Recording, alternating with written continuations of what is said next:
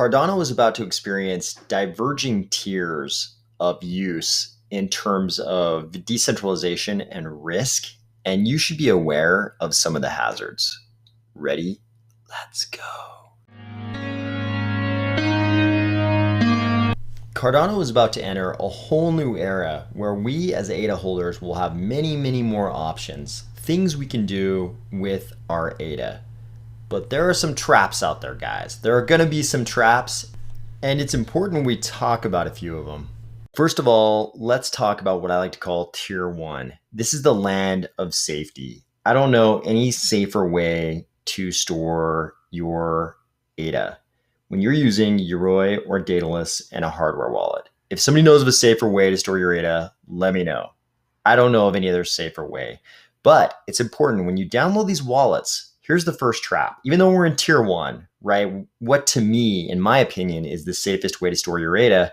Even when we're in Tier 1, there are some lobster traps here, guys. If we're little lobsters on the ocean floor crawling around doing our fun lobster stuff, there are some lobster traps out there. There are fishermen who want to get us and throw us in boiling water and terrible things, terrible lobster things. But the lobster trap is that there are fake versions of Yoroi and Daedalus. What I often recommend to people is just to go to emergo.io, go over here to solutions, click on Yoroi, and find the wallet this way. Because it's pretty easy for somebody to put a fake version of Yoroi into the Google Play Store, the App Store, or the Chrome extension store. That's not that difficult. Those pop up all the time. We recently, this week, I believe it was, we had a fake Yoroi incident. You can often identify the fakes because they have a very small number of downloads compared to the real thing.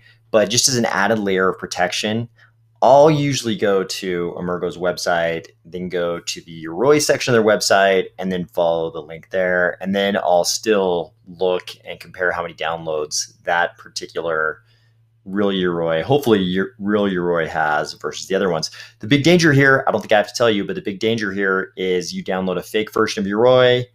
It provides you with an address. You send your ADA there, and that is actually the address of the attacker. They have your ADA. You will never see it again.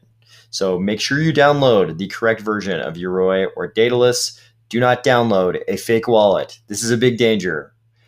But as long as you download a real version of Yoroi or Daedalus and you have a hardware wallet, you're in Tier 1, what I would call Tier 1, the highest level of safety. There is a small chance now, we won't say small, there's a smaller chance of you losing your ADA to something frivolous. You could still screw up, right? Somebody could spearfish you. You could, fall for a scam on YouTube. You could start chatting with a fake, version of Charles, or there are fake army of spies in the comments all the time. I delete them as fast as they pop up when I see them, but they're in there all the time. You start chatting with somebody like that in WhatsApp. They'll try to get you to go to some other platform to chat with you, and then they trick you into sending them all of your ADA. That could still happen. But the safest place I know of is Tier 1, hardware wallet plus Yoroi and Daedalus. So there is another tier, and here's where we get to the risk and decentralization thing. So it's been easy. Let me put it this way. It's been easy so far to pick Yoroi or Daedalus and a hardware wallet, hopefully, and just stake your ADA and earn your, whatever the percentage is in your particular stake pool. That's been an easy choice so far. We're going to have many more choices soon. We're going to have many more choices, a little bit more on that later.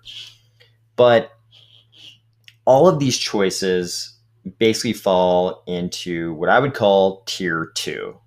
Tier 2 is not good. This is where we go from the land of safety, Tier 1, to Tier 2. Tier 2 is not good because it always involves a centralized point of failure. Someone else has your private keys. This little statement is going to seem trite at this point to any veterans of crypto, but it is proved to be sage wisdom. not your keys, not your coin. That has been one of the most valuable things to understand in crypto ever since I got involved. So centralized points of failure include things like exchanges, um, certain types of DeFi offerings, and certain things you might not think of as DeFi, like BlockFi and competitors to BlockFi.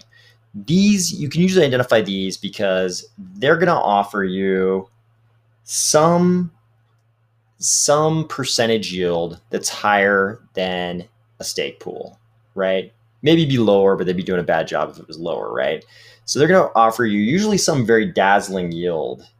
You're gonna see their advertisements. You're gonna think, wow, my stake pool only pays me whatever they're paying you, 4.5, 5.5, 5.1.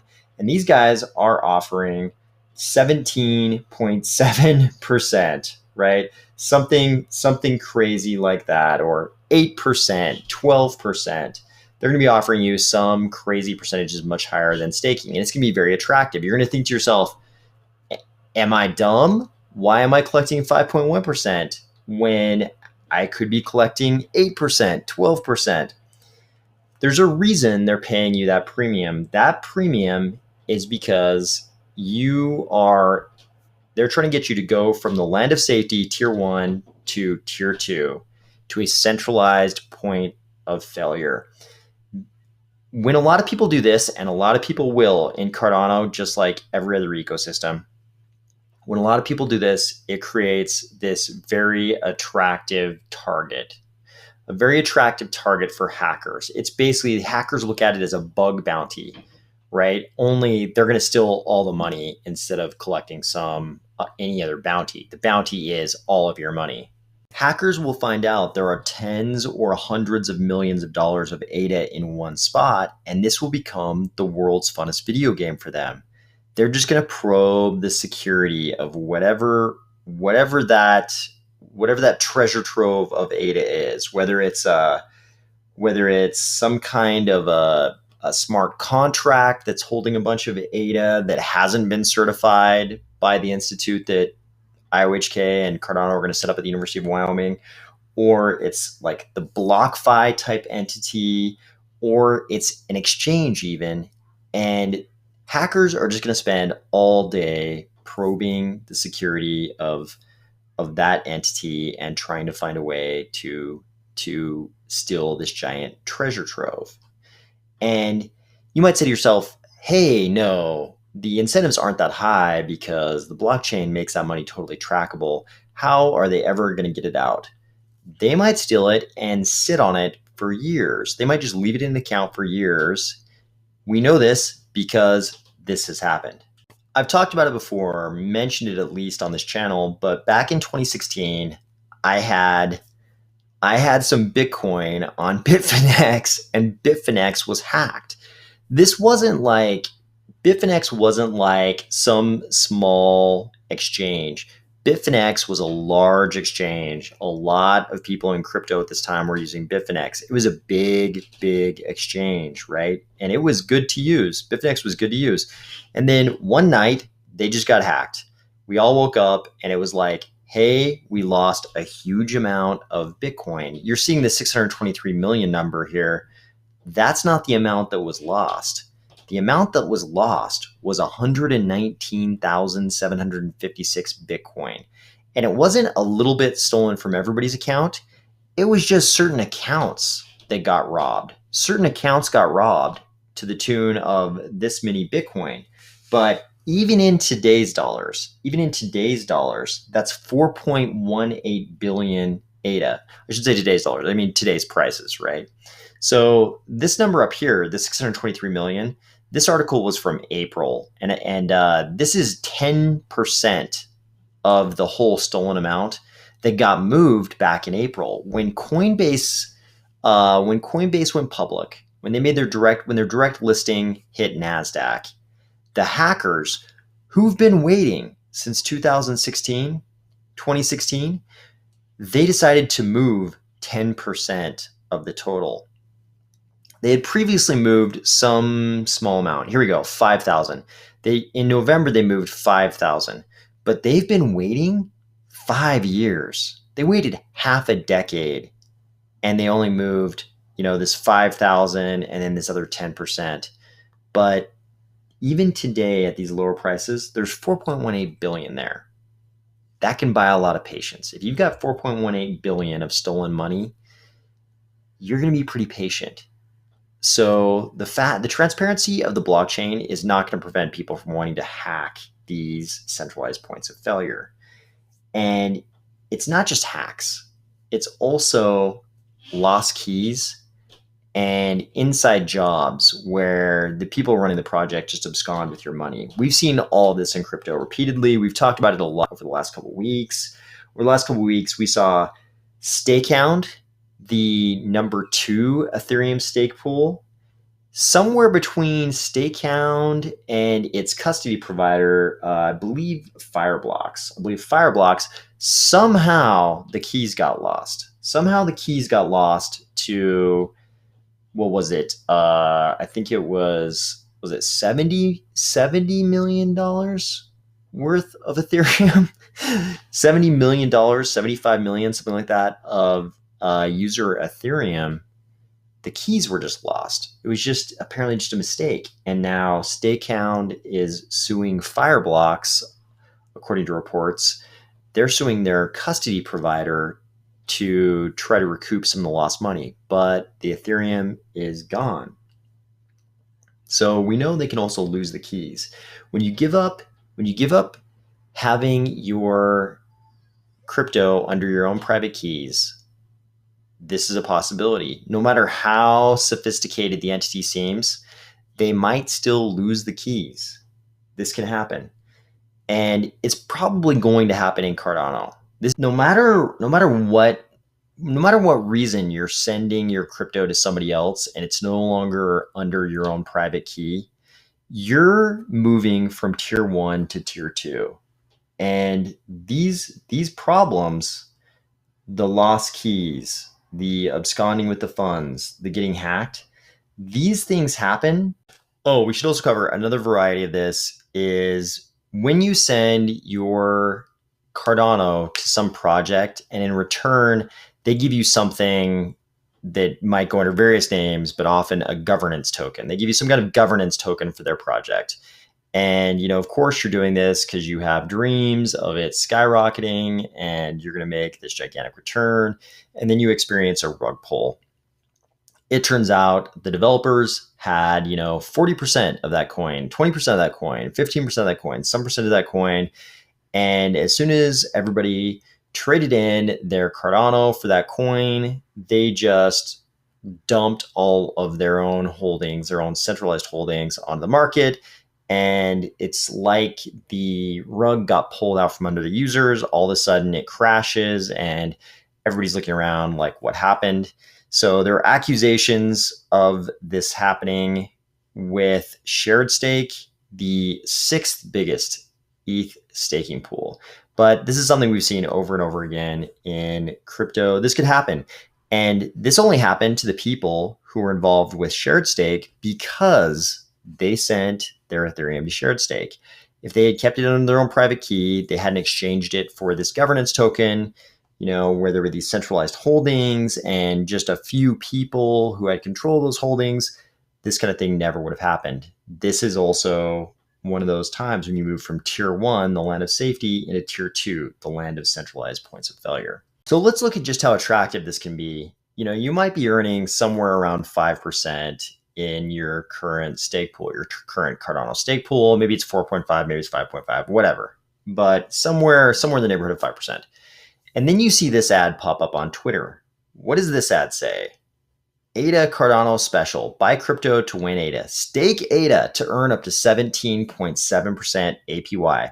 That sounds way, way better than a 5% stake pool, right? But it's not the same as staking because you have to send your ADA to Binance. They want you to give up custody of your ADA. The reason they're paying this premium more than a normal stake pool, the reason why it makes sense for them to do that is because they want you, there's value to them in you giving them custody of your ADA. And in fact, I saw reports on Twitter that this deal was only available in some very, very limited geographies. I don't know if that's true or not, but it was crazy. It was like super tiny, out of the way exotic locales, and not any place where 99% of Cardano holders would be residing, right? And probably a lot of that has to do with regulation, and maybe some of it has to do with just limiting this offer to a very tiny number of people, so people can be lured in and actually end up with some percentage that's much less than this. But you look at this ad, it's extremely, extremely attractive. And you'll see similar numbers, maybe not this high. This might be one of the highest numbers you're going to see, but you'll see similar numbers from some of these companies that are kind of like BlockFi competitors. And they're going to show you numbers like 8%, 12%, 10%. It'll be the same thing. It'll always say up to, because most people aren't going to get whatever rate they're actually advertising. That's just going to be in some very limited circumstances. But there's some questions you should ask. They're going to tell you things to soothe your concerns about these lobster traps we've identified. They're going to tell you, we're insured. So you have to ask yourself the question, okay, I've seen insurance policies before, right? If you have a car, or you have a house or something, maybe you have an insurance policy on those assets, and maybe you've looked at it before even. And the first thing you notice is the insurance policy is all about creating caveats.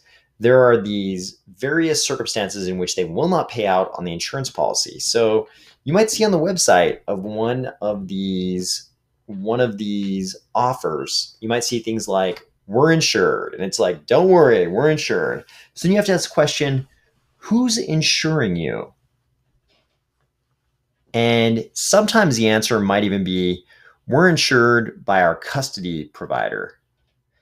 And the custody provider has insurance, which makes sense because they're the ones providing custody. So I would think back to Stayhound. Stayhound is currently in a lawsuit with its custody provider, Fireblocks, by all reports.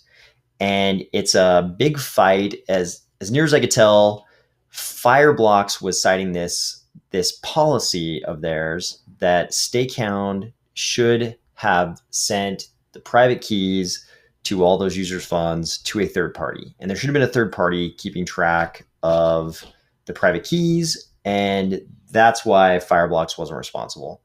You need to know, are there caveats like that in the insurance policy of these entities?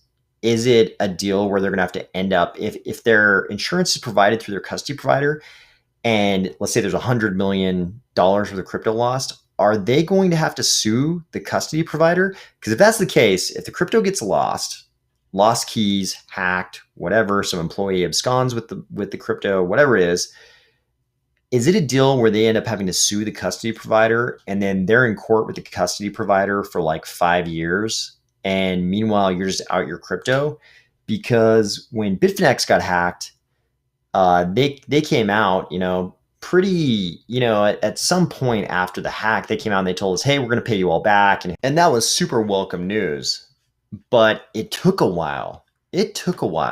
And during the time that they were trying to make the money back so they could pay us all back, the Bitcoin they lost of ours, the price of Bitcoin was going up. So by the time we got paid back, or at least by the time I got paid back, the price of Bitcoin had gone up a lot, and they're not going to pay you back they didn't pay us back the current value of the Bitcoin.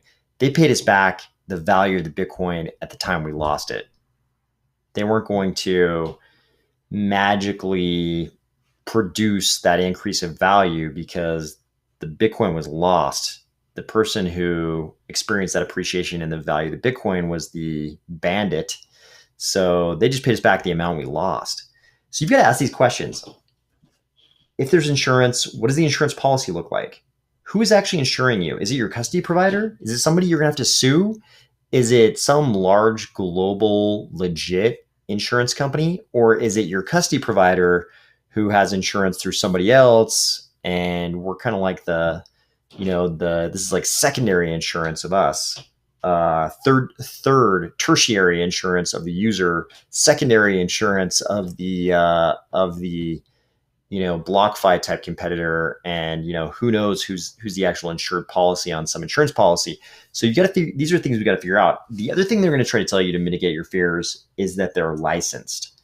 So here's where you got to ask some questions about what type of license we're talking about. Is it a money transmitter license? I mean, do you have the same kind of license as the payday loan guys down the street? Because if that's the case, this license might have a whole lot more to do with the government just making sure that you KYC me as the user, and a whole lot less to do with requirements that would create safety for me as the user. Money transmitter licenses are like a regime of regulations that crypto has had to deal with for a long time, and it's kind of the go-to because a lot of different types of entities get money transmitter licenses, and the threshold. Let's say there's not some crypto regulatory body that actually understands crypto that might be granting those. I mean, there's no committee of like Satoshi's Ghost and Charles and Vitalik and Andreas Antonopoulos that goes around making sure all the entities involved in crypto are doing all the right things. And that's because a big part of the ethos of crypto is that blockchain should be permissionless. A lot of them aren't, but Cardano is definitely built to be permissionless. Pretty much anybody can start a stake pool. You can start a stake pool right now from your laptop. You might not do well, but you can start a stake pool, and you might be able to talk somebody into delegating your stake pool. It's permissionless. There's no commission. There's no commission that looks over your resume to see if you're qualified. You can just do it, and that's a big part of why there's so much innovation in the crypto space, because it is permissionless. I think it's really important. But because it's permissionless, you're going to see entities coming out, and they might even be working with other entities that you trust. And that's because those entities are trying to grow the space. They might be working with Emergo or IOHK or even the Cardano Foundation, and I'm sure they're doing all the right. I'm sure when they work with people, those three entities, the three founding entities of Cardano, are doing all the stuff they should be. But it's a permissionless system. They're trying to grow the system, and they're not in a position, because it's a permissionless blockchain, they're not in a position where they can say, we don't like what you're doing. You're creating a centralized point of failure. And if you guys lose the keys, or if you get hacked, or if there's some kind of like inside job theft, that might create, unwarranted danger for people. They're not really in the position to be able to do that because it's permissionless, and any of these entities can, set up some centralized point of failure and allow you to send them your ADA. All they need to do is have an ADA address, and they can advertise all kinds of stuff. And as long as they have an ADA address, they can create the opportunity for you to send your ADA to them. But the important thing is to remember, no matter how beautiful these returns look, the 17.7%, I mean, that looks fantastic compared to what any of us are getting in our normal stake pools. But you have to remember, these premiums are paying you. This is payment to you to give up your private key control of your crypto.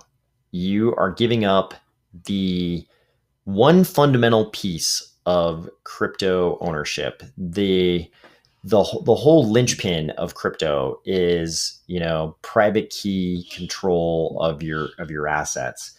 So anytime you do that, remember, you're leaving tier 1, the land of safety, and going to tier 2, the land of centralized points of failure. And it could be that some of these projects are fantastic. It could be some of these things, whether they be DeFi projects or these kind of like more centralized BlockFi type,